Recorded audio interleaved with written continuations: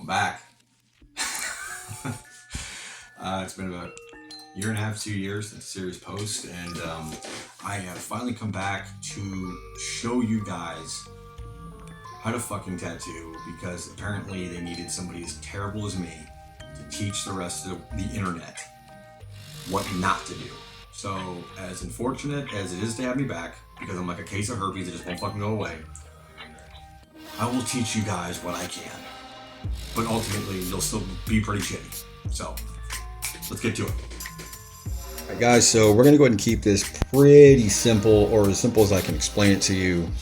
So, in the previous video from like years and years ago, I am aware that I had you guys trying to attempt with a calligraphy pen, but we found a much better option that's a lot safer and it's a lot easier to practice, and you can do it over and over and over to lock in, your line work and your turns and shit and your stretch. So the biggest thing you need to find, and it's kind of hard to find these in particular countries, is this right here. This is what you need. It doesn't have to be this particular type of marker, but it just needs to be a shortened down felt tip marker, and the diameter needs to be 7/16. 7/16 diameter is the diameter of a tattoo tube. Now, you can find buckets of stuff like these in discount spots at like Hobby Lobby or, other arts and crafts stores like Michael's and shit. I don't know what they have overseas. Probably some weird stuff like Glukins or Lobby Dobbs or some crazy fictitious foreign shit. So once you have that set up, the next thing you need is to either cut a grip down the middle and wrap that around your marker. Or what I like to do with my apprentices is I will set them up with an actual tattoo grip like so, and tighten it with an Allen key so that it matches the diameter, dimensions, and length of an actual tattoo tube. So it feels pretty authentic, it feels legitimate, it feels exactly the way a tattoo machine is supposed to feel in the hand.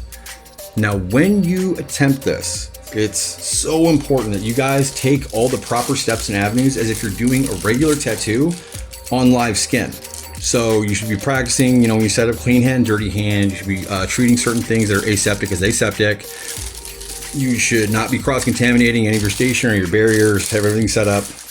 And when you tattoo the skin, tattoo, which you're not actually tattooing, but when you're running across the stencil on the skin, you should be dabbing properly, you should be stretching properly, you should be maintaining depth and angle, and you should be running the pedal just like you're tattooing. You approach everything as if you're using a live needle. The reason you do this is because something that's a major problem in tattooing right now is every young artist or sophomore or new artist, they don't understand or they're not familiarized with their equipment enough to trust it. That is a huge problem. If you don't trust or understand your instruments or how they function under particular circumstances or duties, you can't actually be trusted to handle the device on live skin. So it's your responsibility to practice like this religiously. The reason I say that is because newer artists I see, they'll break out like a new machine, say they need a new coil machine or something. They want to go back to coils because they're not doing well with their fucking pen or whatever, their fucking XO or whatever fucking thing it's cool or hip right now. And they want to go back to coils because they hear it lines better. Well, okay, no, that doesn't change shit, because the real problem is their stretch hand. Probably 90% of tattoo artists do not exercise, they do not stretch, and they do not work to make their dexterity with their stretch hand as strong as possible, even though the stretch hand will affect your line work more than any fucking machine you run. Some of the best artists I know can run a shit trash ass Chinese machine and pull clean lines because their stretch hand stretches properly in the right spots. They always approach from the right angle, and they're always using the blade of their machine hand to maintain a 3-point stretch, no matter what angle of entry they have, or if they're working fucking upside down. So, once again, understanding, practicing, and building that dexterity so you're familiar with your equipment and you know what your weak points are is your responsibility as a tattooer. I don't care if you're a first year apprentice or a fucking scratcher. That just goes all the way across the board. So when you're actually working in here on the actual tattoo, guys, what you're going to be doing is everything just like a real tattoo. Now you notice that this is not a live needle, this is not live ink, this is just a felt tip marker, but we're going to do shit properly, okay? What we're going to do is we're going to maintain a 3-point stretch, we're going to maintain depth and angle as if we're actually tattooing, and then when we are done, we are going to dab, not wipe. I see a lot of you guys just wiping and wiping and wiping, and everybody's asking me, how the fuck do I not lose my stencil? Dude, stop wiping on your line work. I don't care how muddy your pigment is, just dab the shit.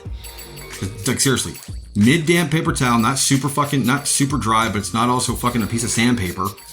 All right. So we're gonna start this off just like we're doing a regular tattoo. I like to start in the bottom right hand corner or somewhere near that because I'm right-handed, and I like to start at the bottom right hand corner so I can work my way through the piece slowly.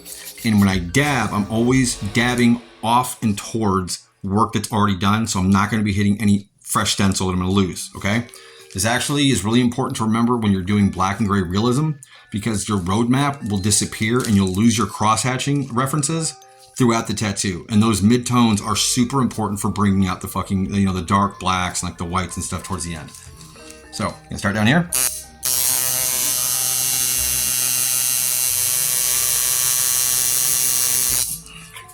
Dab. You notice that this felt tip shit didn't come off. Do you notice that? That is because I didn't wipe the fuck out of it and basically make her like raw as a whore's gash, and I'm just gonna keep wiping and wiping. Like, you guys gotta stop doing that. You're traumatizing the fuck out of your clients and their kids.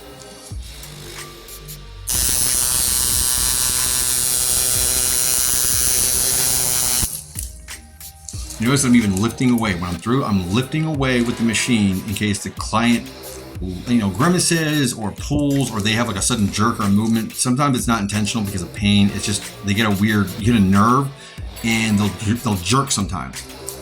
When your client jerks, especially like on the hand and shit, or really like non-fat bearing areas, for some people I guess. If they jump or move when you're working with a liner, your needle will plunge too deep, and you will get an accidental blowout along what should have been a crisp line. When you do your work, as you finish your line, drawing away the exact way you came in will actually assist you with reducing incidences like that, okay? So, I'm gonna keep on going throughout this.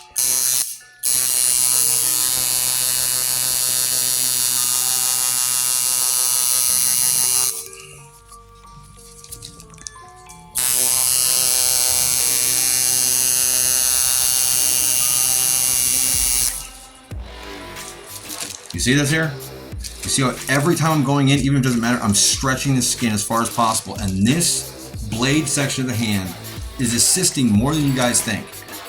If you can't use the blade of your hand, if you're at a weird angle, something I learned from my younger brother that he was actually really good at was he will take the knuckle of this pinky here and get in and actually use that for a bit of leverage. It takes a little bit of practice and a little bit of hand flexibility, but it will save you in situations like the neck, the face, sometimes the feet, but more specifically, it'll assist with crevices, or if you're working near the stomach of a person who's kind of heavy set, because I'm not gonna lie, stretching around the stomach on someone who's fat is like, it's like trying to tattoo a bowl of mashed potatoes. So